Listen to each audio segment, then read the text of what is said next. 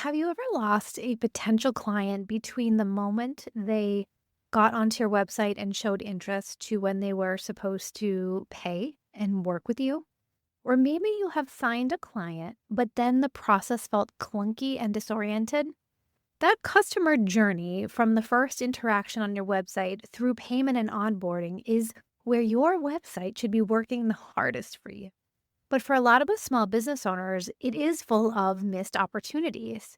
Today, I want to talk about how you can set up your website to create this seamless client journey from that first inquiry all the way towards onboarding.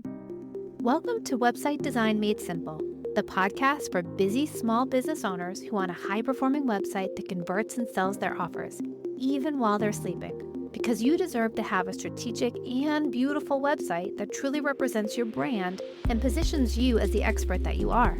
I'm your host, Jenny B, web designer and creative director at Jenny B Designs, where we believe that your website is the one thing that makes you sales and builds your brand at the same time. Ready to say goodbye to a website that you're embarrassed to share? And hello to a money-making, personality-packed powerhouse? Let's head into today's episode. This episode was inspired by my love of the back-end systems, and I share about this in a couple of previous episodes. Specifically, episode 2, Everything You Need to Know About the Back-End Systems to Power Your Website, and 7 Ways Your Website Can Make or Save You Money, episode 26. But when I am on a consultation call with a new client, or when I'm thinking about a website for one of my clients, I always think about the client journey. The client journey starts on the front end of your website, but it continues through the scheduling of the consultation call. And then finally, the onboarding when you decide to work with someone. And your website is such an important piece of that puzzle, and it can be used for so much more than a lot of small businesses actually use it for. Quick intro if we haven't already met. My name is Jenny B, and I own Jenny B Designs. We are a brand and web design studio, and my passion is for helping small business owners create a beautiful online presence that works for them around the clock 24/7. And part of that working around the clock is doing just this, creating a website experience that your potential clients and your clients, the people who have said yes to work with you, truly love. Let's start by getting clear on the client journey. I say this a lot, and I actually have a few episodes about the client journey. Specifically, episode 60, Getting Clear on Your Website's Customer Journey and Offers to Turn Visitors into Clients. But this is the actual path someone takes from the moment they discover your business to becoming that happy paying client. For service-based businesses, the journey has several important touch points. It's the first impression when they land on your website, that hero. I always talk about the hero. It's learning about your services and then making that initial inquiry, filling out that form or booking that call. Then it's reviewing your proposal, making the decision to work with you, completing the payment, saying yes, paying you, and then getting onboarded as a new client. And I see a lot of websites that focus almost exclusively on that first part, making that good impression, explaining your services, answering frequently asked questions. But they forget about how to use their website for the rest of the journey. And this is what I want for you. I want a website that doesn't just attract your visitors, but it actually guides them to each stage of working with you, answering their questions before they even have them, and making this entire process feel professional and polished. Think about it like this. Every time a potential client asks you, "So what happens next?" or "What do I need to know?" that is a point of friction that could cause them to drop off. And your website needs to eliminate these points of friction and create a very smooth, obvious path forward at every single stage. Let's talk about this journey and where your website might be falling short. Now, look at your website. I want you to pretend you're a potential client who's never seen it before and try to follow the path someone would take from landing on your homepage to becoming a client. When they land on your homepage, is it abundantly clear who you are, how you can help them, and what the next step should be? That button, that call to action. How many clicks, and there's this thing called a 3-click rule. How many clicks does it take to get from the homepage to making that inquiry? I want to get there in 3 clicks or less. Then think about once you fill out a contact form, what happens next? Is there information about this consultation process before you book that consultation call? Can your potential client find out details about your packages and, most importantly, your pricing? I am a true believer of transparency and having pricing on your website. And then, if you send a proposal to someone, how do they accept it? How do they make payment? And then what do they get to receive in terms of your onboarding experience? I went through this process with one of my photographers, and she was discovering that it took her a little bit of longer time to respond to messages because she was so busy out in the field taking photos. And she didn't have anything that when someone fills out the contact form to tell them how long to expect a reply. There was no, I'll respond within 24 hours or anything like that. There was no email that they got when they filled out explaining her process. So once they submitted the form, they just were.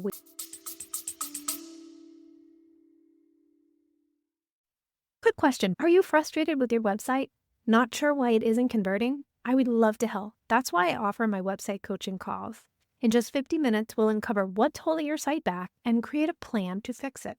Whether you need help with design, content, or strategy, I'll give you the clear steps to move forward. Click the link in the show notes to book your coaching call today, and let's make your website your best marketing tool. Now back to the episode. And she was losing potential clients because they would send the form. It would take her at least a day or two to get back. And by the time that she got back to them, they didn't respond. They had found someone else. They had moved on. And we realized that the experience for her clients wasn't working. This is common for a lot of businesses. I want to break this out in stages. The first stage, let's call it the inquiry stage. I kind of just talked about it in terms of my photographer. This is where someone has been browsing your website answered the questions that they had, and now they are filling out your form to have a consultation call with you. When you think about your form, the first thing I want you to think about is the actual questions that you're asking. Are you asking the least amount of questions possible from your potential client? The fewer, the better, because this is a point of friction. And someone's not going to fill out a very long form. But if you are asking just important information like their name, their email, maybe a question about their project, the rest of the information you can get to your consultation call. So think about keeping that form short. You also want to think about where you're putting that form on your website. And that would be your contact page, having buttons that are driving people to that contact page throughout your website. You also want to share with the person what's going to happen after someone hits that submit button. Your website should set these clear expectations. It should say, I will respond to you within so many hours or so many days, as I shared in my example, adding that there. I also am a firm believer that your website shouldn't have contact forms. If you are just scheduling a call with someone, I prefer having a scheduler on that page so someone can go ahead and make that call right away. They don't have to wait for you to get back to them. You are removing another point of friction and they can just get that call scheduled. But either way, having your scheduler on that contact page or having a form, you want to make it clear what's going to happen when someone clicks that submit or clicks that schedule button. Then, once they click that button, this is how your website can be part of the process. And a lot of us don't think about this. When they hit the submit button or when they hit the book button, you want to redirect them to a thank you page. And that page should include a message, and it can be really basic. Thank you so much for filling out this form. Or thank you so much for scheduling the appointment. This is when you will next hear from me. Or this is what the consultation call is going to look like, and outlining the next step of the process. I love to add this page to websites because it has that extra surprise and delight. And I think that it not only sets expectations about what your potential client will be happening, but it also keeps them engaged with your content on your website. And it keeps them on your website longer. All good signs, trust signals sent to Google. It's such a nice added touch that we don't often think about as small business owners. That's the inquiry stage. Now let's move on to the consultation stage. This is where someone has decided to fill out that form, then you schedule a consultation with them, whatever you do to have that call. I just talked about having that thank you that people are redirected to when they hit that submit button for the form or for scheduling the call. I want you to also think about setting up an email that goes out when someone schedules with you, and it thanks them for scheduling that call, and it links back to another page on your website. And on that page would be resources for these potential clients about what it might be to work with you, perhaps an FAQ, perhaps it's information about your timeline and your process, any materials that they might need for the consultation call. Maybe you want to share some client testimonials or case studies, anything that can really get them invested in the process. For me, I do this by sharing with them a page on my website that has some good podcast episodes that would help them make a better decision on that consultation call. But it's all about creating a page on your website and sending your potential clients back to it so that you can share some more information about your process. You're building that know, like, and trust, and you're using your website to create this experience. So that's phase 2. The consultation experience. Now let's talk about what happens when you send someone the proposal and trying to get that yes, the commitment phase. This is where potential clients sometimes tend to disappear, and your website can help prevent this by supporting this decision-making process. Think about how you are delivering these proposals. I am a huge proponent of using a CRM. I use and love HoneyBook.